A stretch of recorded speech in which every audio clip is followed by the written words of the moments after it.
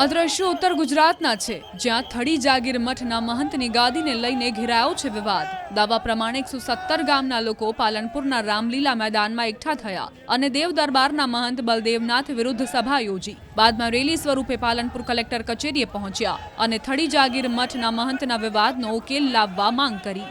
આવેદનપત્ર આપ્યા બાદ તમામ લોકો કલેક્ટર કચેરીના પરિસરમાં જ બેસી ગયા અને નિર્ણયની રાહ જોવા લાગ્યા। એવી ચીમકી ઉચ્ચારવામાં આવી છે કે જ્યાં સુધી સમસ્યાનું સમાધાન નહીં થાય ત્યાં સુધી તેઓ ઘરે નહીં જાય। વાત કંઈક એવી છે કે 19 નવેમ્બરે થડી જાગીર મઠના મહંત જગદીશપુરી દેવલોક પામ્યા। દેવ દરબારના મહંત બળદેવનાથ બાપુ તથા જાગીરદાર સ્ટેટ દ્વારા શંકરપુરી મહારાજને ગુરુગાદી સોંપી દેવાઈ। આ જ વાતથી આસપાસના 117 ગામના ગ્રામજનો નારાજ થયા। ગ્રામજનોએ શંકરપુરી મહારાજનો મહંત તરીકે અસ્વીકાર કર્યો અને કાર્તિકપુરી મહારાજની ચાદર ઓઢાડી, જેના કારણે વિવાદે ઉગ્ર સ્વરૂપ ધારણ કર્યું। કાયદો વ્યવસ્થાની સ્થિતિ કથળે નહીં તે માટે કેટલાય દિવસથી મઠમાં ચુસ્ત પોલીસ બંદોબસ્ત ગોઠવી દેવાયો છે। કાર્તિકપુરી બાપુના સમર્થકોના દાવા પ્રમાણે શંકરપુરી મહારાજને પરંપરા નેવે મૂકીને ગાદી સોંપી દેવાઈ છે।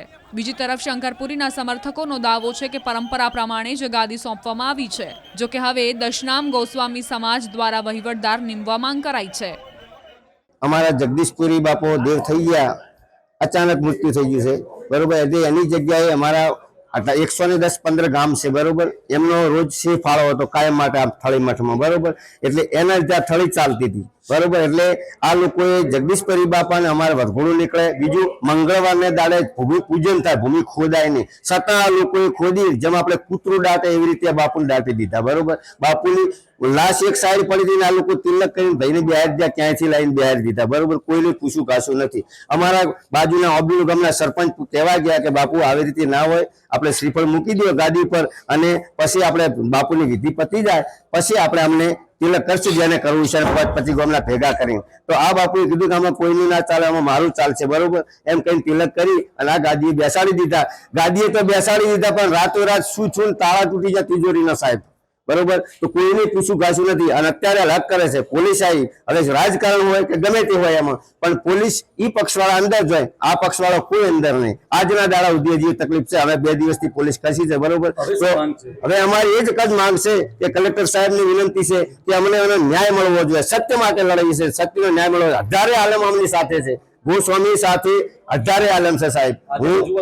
આજે ન્યાય નહીં મળે તો ગાંધી ચિંતા માર્ગે આંદોલન કરીશું અમે। આજે મેં કલેક્ટરશ્રીને રજૂઆત એ કરી કે અમારે જે થડી મુકામે જે મહંત નિમિત્તે જો વિવાદ ચાલી રહ્યો છે અને આજુબાજુના 117 ગામનો આ વિવાદ ચાલી રહ્યો છે કે 117 ગામની આસ્થાનું કેન્દ્ર થડી મઠ જાગીર છે, ત્યાં પરમ પૂજ્ય જગદીશપુરીજી મહારાજ દેહાંત થતાની સાથે દેવ દરબારના બળદેવનાથજી તાત્કાલિક તેઓ એમના મળતિયા માણસો આવી અને એમને કબજો લઈ લીધો અને ત્યાં એમને પરમ પૂજ્ય જગદીશપુરીજી મહારાજ બ્રહ્મલીન થતાં એમની કોઈ અંતિમ ક્રિયા કે એમની કોઈ શોભાયાત્રા કે કોઈ પાલકી કે કોઈ ક્રિયા કર્યા સિવાય પહેલાં એમને મહંતની નિવૃત્તિ કરી દીધી અને આજુબાજુના ગામને જેમ ખબર પડતા ત્યાં લોકો ત્યાં પહોંચ્યા અને સરપંચે જો તેને નિવેદન આપ્યું કે બાપુ આજે બાપુની જે અંતિમ ક્રિયા છે એની વિધિ કરો અને ગાદી ઉપર શ્રીફળ મૂકી દો અને 12 દિવસ પૂરા થયા ત્યારે મહંતની નિવૃત્તિ કરજો।